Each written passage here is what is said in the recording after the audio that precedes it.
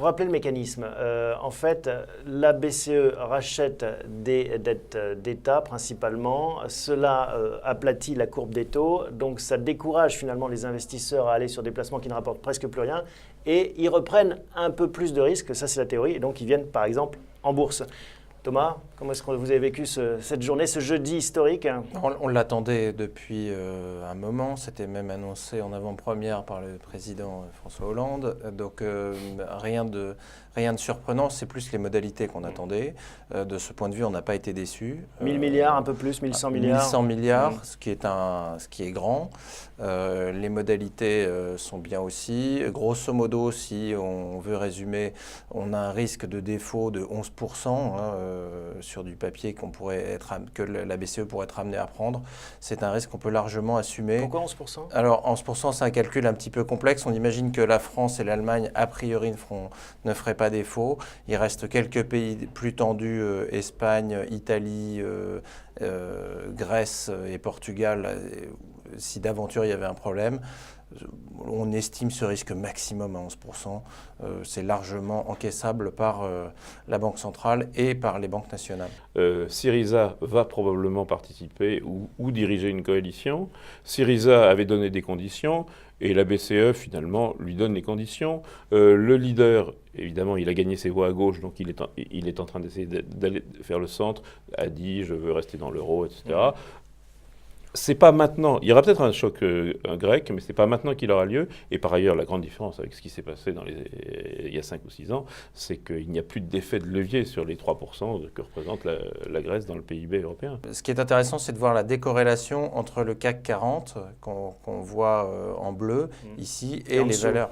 Et l'indicateur du mid-CAC en rouge au-dessus, dont on voit qu'il y a beaucoup moins de volatilité que sur le CAC 40. Alors en fait, je voulais qu'on voit ce graphique pour signifier combien ce CAC 40 est sensible à la macroéconomie. Et c'est généralement le premier catalyseur, soit d'une hausse d'ailleurs, soit d'une baisse. Et dès lors si on était rentré dans un risque systémique, on aurait vu cette courbe rouge enchaîner directement à la baisse et plus profondément que ne l'a fait le CAC 40. Il se trouve que là, on voit le rebond du CAC 40 depuis la fin décembre, la partie droite du graphique. Vous voyez qu'il y a un rebond assez violent et que dans le même temps, le mid-CAC n'a pas rebondi autant. Pourquoi? Les investisseurs reviennent sur les marchés européens, dont les grandes valeurs françaises, on le verra tout à l'heure, ce qui a tiré très rapidement le marché à la hausse. Si les choses se confirmaient, si on repassait dans un mode différent, eh bien, les valeurs du mid-CAC seraient probablement dans une nouvelle dynamique haussière. Il y a 12 des 40 valeurs qui, à elles seules, expliquent la hausse du CAC 40. Et puis, si je les nomme rapidement, j'ai Sanofi, AXA et Total qui, à elles seules, représentent 2,71% de la performance cumulée, c'est ce que vous avez tout au bout à droite, dans la colonne cumul. Donc même 3,15, et si j'y ajoute Schneider Electric, 4 titres pour la moitié de la progression de l'indice. C'est donc extrêmement concentré. Et nous, si je devais regarder, comme on l'a fait tout à l'heure, la performance d'Interaction, on verrait que notre performance est concentrée sur 80% des titres, donc un risque beaucoup plus diffus que sur ce CAC 40. Et pourquoi Carrefour plutôt que Casino Ça, c'est la stratégie justement de redressement menée par Jacques Plaça qui vous fait aller oui. sur Carrefour?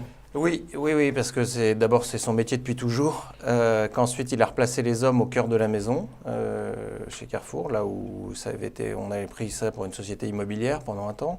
Donc il a repris les choses en main, redonné aux commerçants le droit de faire du négoce, d'acheter. Ils vont plutôt acheter dans des bonnes conditions au moment où on parle. Notamment auprès des grands producteurs de lait, mais je pense moi beaucoup plus à ceux qui font du blé, des choses comme ça, tout ce qui est farine.